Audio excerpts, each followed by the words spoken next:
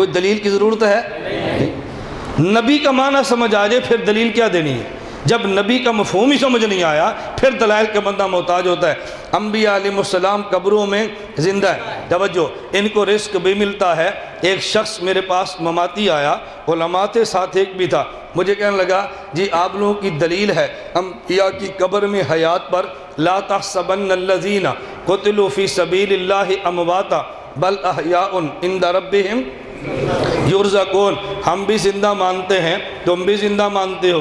میں نے کہا پھر اشکال کیا ہے؟ کہتے ہیں جی آپ کہتے ہیں، پہلے ترجمہ سمجھ لیں، لا تحسبن الذین قتلوا فی سبیل اللہ امواتا، جو اللہ کے راستے میں قتل ہوئے ان کو مردہ گمان نہ کرنا، بل احیاء، بلکہ ان کو زندہ ہی سمجھنا، وہ زندہ ہیں، عند ربہم یرزقون، ان کو اللہ کے ہاں رزق ملتا ہے۔ اب اس نے اس کا ترجمہ کیا کیا؟ مجھے کہتا ہے جی ہم زندہ مانتے ہیں، تم کہتے ہو اس قبر میں زندہ ہیں، ہم قبر میں زندہ نہیں مانتے، ہم کہتے ہیں عند ربہم، عند ربہم، عند ربہم، اس حرف صغیر چل رہی ہے، عند ربہم، عند ربہم، سمجھ آئی؟ یہ مماتیت کا بیان ہے، ہم زندہ مانتے ہیں عند ربہم۔ تو سمجھو ایک قبر ہے، اسی آنے خدا دے کول۔ اب لوگ تو پریشان ہو گئے نا، علامہ صاحب بڑا قرآن بیان کرتے ہیں، بات سمجھ آ گئی؟ نبی کہاں زندہ ہے؟ قبر میں۔ قرآن کیا کہتا ہے؟ عند ربہم، اللہ کے پاس۔ دیکھو یہ بھی اوپر اشارہ کر رہے ہیں، عند ربہم، یہ ہمارے پکے مقتدی ہیں اور یہ حال ہے، بتاؤ بات سمجھیں۔ ہم کہتے ہیں کہاں زندہ ہیں؟ قبر میں۔ قرآن کیا کہتا ہے؟ عند ربہم۔ مجھے کہتا ہے جی زندہ ہم مانتے ہیں عند ربہم، لیکن اللہ کے پاس، اللہ کے پاس، قبر میں نہیں، اللہ کے پاس۔ میں نے کہا بتا اللہ کہاں ہے؟ سوال کا جواب سمجھے آپ؟ ابھی تو میں نے جواب شروع کیا ہے، بات سمجھے؟ میں نے کہا بتا اللہ کہاں ہے؟ چپ۔ میں نے کہا علیین میں ہے، کہتا جی نہیں۔ میں نے کہا کہاں پر ہے؟ تو پھر تو ہماری تردید کیسے کرے گا؟ ہم کہتے تھے قبر میں، تو نے کہا اللہ کے پاس، یہ بتا اللہ کہاں پر ہے؟ میں نے کہا تجھ سے تو غیر مقلد ہی اچھا ہے، وہ بتاتا تو ہے نا کہاں پر ہے، تو بتا بھی نہیں سکتا کہاں پر ہے۔ بغیر مقلد سے پوچھو اللہ کہاں پر ہے، وہ کیا کہتا ہے؟ عرش پر ہے۔ بتاتا ہے یہ نہیں جگہ، تو بتا ہی نہیں سکتا کہاں پر ہے۔ میں نے کہا بتا کہاں پر ہے؟ چپ۔ مجھے کہتے جی آپ بتائیں۔ میں نے کہا میں تو بتاؤں گا، تجھے جو سوال دیا تھا وہ ختم ہو گیا، اتنا سے تیرا علم ہے، اور بحث کس سے ہے؟ مولانا ننوتوی کے علوم سے۔ واہ واہ، جسے ہماری پنجابی زبان میں کہتے ہیں کوٹ دی کلی تے شتیرہ نال جپے۔ شاگرد چتروڑی دا تے چیلنج مولانا ننوتوی نو۔ سوال سمجھے؟ بل احیاء عند ربہم، کہا جی قبر میں نہیں، اللہ کے پاس۔ میں نے کہا اللہ کہاں ہے؟ جواب نہیں ہے۔ کیا جی آپ سمجھاؤ؟ میں نے کہا میں تمہیں جواب سمجھانے لگوں، بڑی توجہ رکھنا۔ میں نے کہا دنیا میں ایک ضابطہ ہے، ہر چیز کا مالک اللہ ہے، حقیقی اختیار اللہ کے ہیں۔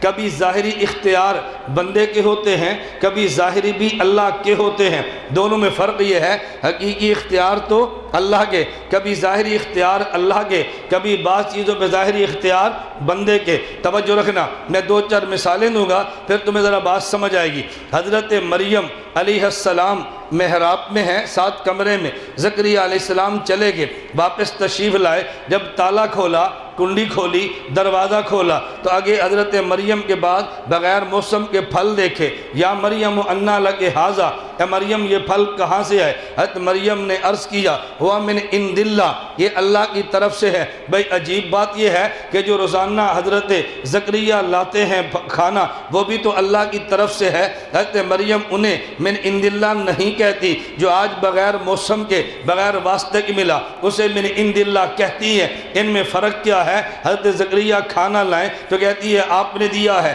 آج ملا تو کہتی ہے خدا نے دیا ہے۔ تو میں یوں سمجھ نہیں آنی، میں مثال دوں گا۔ چلے خانپور کا سالانہ اجتماع ہے، آپ نے بیان سنا، بیان سن کے چلے گئے، آپ نے کہا پوچھا کہاں گئے؟ کہا جی عبداللہ بن مسعود کے اجتماع میں تھے۔ وہاں کہاں کیا؟ ہم نے بیان بھی سنا ہے، عبداللہ بن مسعود والوں نے کھانا بھی کھلایا ہے، کہتے ہیں نا۔ اور اگر یہاں پہ کھانا ملا نہیں ہے یا لیٹ پہنچا ہے، ختم ہو گیا تھا، آیا دیر سے ہے، یہ واپس جا رہا تھا، بھوک بڑی لگی ہے، اور راستے میں پگڈنڈی پہ جا رہا تھا، بھوک بھی لگی ہے، اچانک پیچھے کوئی کار والا گزرا، رستے سے سے کھانا لیا، بچ گیا تھا، اس نے سمجھا یہ پیدل چلتا ہے، اس کے پاس کرایہ نہیں ہے تو شاید پیٹ میں کھانا بھی نہ ہو، اس نے رک کر کہا بابا جی آپ کھانا قبول فرمائیں، دے دیا۔ بابا جی گھر پوچھے کہاں گئے تھے؟ کہ عبداللہ بن مسعود کے جلسے میں بیان سنا اور کھانا، کہتے ہیں بیان تو نے سنا، کھانا اللہ پاک نے دے دیا ہے۔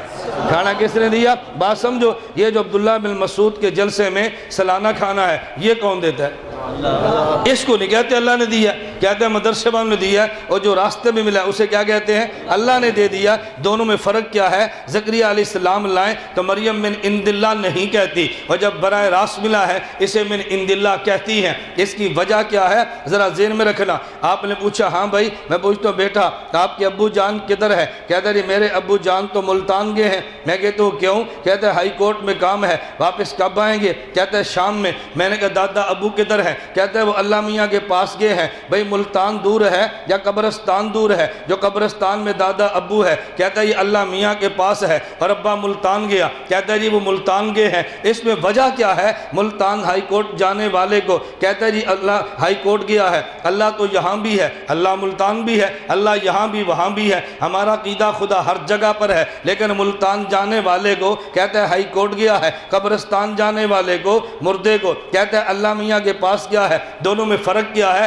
یہ فرق سمجھیں گے عند ربہم کا معنی سمجھیں گے۔ میں مثالیں دے رہا تھا، میں نے کہا بات یہ ہے کہ جب دو چیزیں ہوں، ایک چیز کا مالک اللہ ہے، دوسری کا مالک بھی اللہ ہے، ظاہری اختیار بندے کی ہو نسبت بندے کی طرف ہوتی ہے، اور جب ظاہری اختیار بندے کے نہ ہو تو نسبت خدا کی طرف ہوتی ہے۔ بات سمجھنا، حضرت مریم کو کھانا روزانہ جو مل رہا ہے یہ کس کی طرف سے ہے؟ زکریہ علیہ السلام لاتے ہیں، اختیار ان کا ہے، کہا جی آپ نے دیا ہے۔ جو آج پھل ملا ہے بندے کے اختیار نہیں تھا، کہا جی خدا نے دیا ہے۔ آپ جلسے پر آئے ہیں، محنت انہوں نے کی ہے، آپ نے کہا مدرسے والوں نے دیا ہے، جا رہے تھے اچانک ملا، کہا جی خدا نے دیا ہے۔ حضرت خلیفہ ہارون الرشید نے بیوی کو کہا اگر تو شام غروب شمس سے پہلے پہلے میری حدود سے نکل جائے تجھے 3 طلاق ہے، اب اگر نہ نکلی تو تجھے 3 طلاق ہے۔ بیوی بڑی پریشان ہو گئی، خامد بھی پریشان ہے، قاضی امام ابو یوسف کے پاس بھیجا مجھے مسئلہ بتاؤ۔ امام ابو یوسف نے فرمایا بیٹا مسئلہ بڑا اہم ہے، تجھے خود آنا پڑے گا۔ کہا جی کس وقت آؤں؟ کہا سورج غروب ہونے سے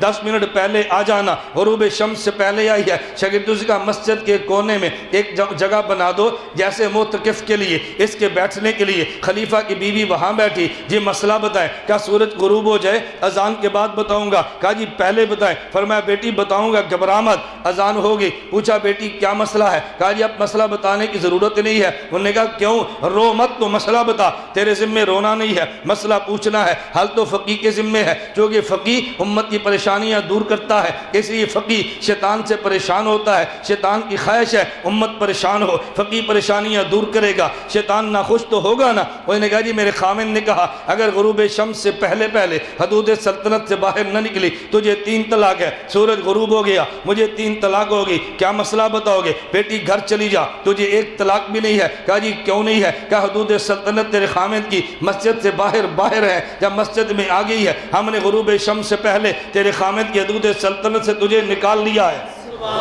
تجھے کوئی طلاق نہیں۔ توجہ رکھنا، یہ ایسی بات کیوں ہے؟ یہ امام نے مسئلہ کیوں بتایا؟ میں مثال دوں گا تو میں پھر سمجھ آئے گا۔ ایک آدمی نے 1 کنال جگہ خریدی ہے، 15 مرلے پہ مسجد بنا دی، 5 مرلے پہ مکان بنا دیا۔ جگہ کنال اس نے خریدی، مکان اس نے بنایا، مسجد اس نے بنایا۔ آپ کسی سے پوچھو بھئی یہ مکان کس کا ہے؟ کہتے ہیں ملک عبد الرحمن صاحب کا ہے۔ یہ گھر کس کا ہے؟ کہتے ہیں یہ خدا کا ہے۔ عجیب بات ہے، یہ 15 مرلے خدا کا گھر ہے اور 5 مرلے ملک صاحب کا گھر ہے۔ خریدی تو ساری ملک صاحب نے ہے، تعمیر تو ساری اس نے کی ہے، یہ نام بدلا کیوں ہے؟ اس کی وجہ یہ ہے یہ 15 مرلے کی جو مسجد ملک صاحب نہیں بیچ سکتے، جگہ بدلنا چاہیں تو بدل نہیں سکتے، گفٹ کرنا چاہیں تو نہیں کر سکتے۔ 5 مرلے کا مکان بیچ بھی سکتے ہیں، گفٹ بھی کر سکتے ہیں، جگہ بدلنا چاہیں تو بدل سکتے ہیں۔ تو جس 15 مرلے پہ ظاہری اختیار ختم ہو گئے، نسبت خدا کی طرف ہے۔ 5 مرلے پہ 5 مرلے میں اختیار اس پہ تھے، نسبت اس کی طرف ہے۔ مسجد کی حدود سے باہر اختیار خلیفہ کے تھے تو نسبت اس کی طرف ہے، مصر میں اختیار خدا کے ہیں تو نسبت ان کی طرف ہے۔ میں مسئلہ کیا سمجھا رہا، جب ظاہری اختیار بندے کی ختم ہو جائے تو نسبت خدا کی طرف ہے۔ میں نے پوچھا ابو جان کدھر ہے، کہتا ہے لاہور ہائی کورٹ کے ہیں۔ دادا جان کدھر ہے، کہتا ہے اللہ میاں کے پاس گئے ہیں۔ اس نے دو جملے کیوں کہے ہیں، اس کے ابو ملتان مرضی سے گئے ہیں، شام مرضی سے آئیں گے، نسبت باپ کی طرف کی ہے۔ دادا ابو قبرستان میں قبر میں نہ مرضی سے گئے ہیں نہ مرضی سے آئیں گے، ملتان جانے والے کا اختیار تھا، نسبت باپ کی طرف ہے۔ جب مر گیا اختیار ختم ہو گئے تو نسبت خدا کی طرف ہے۔ اب توجہ رکھنا، بھئی شہید بھی زندہ ہے، نبی قبر میں زندہ ہے، لیکن دنیا میں حیات کیسے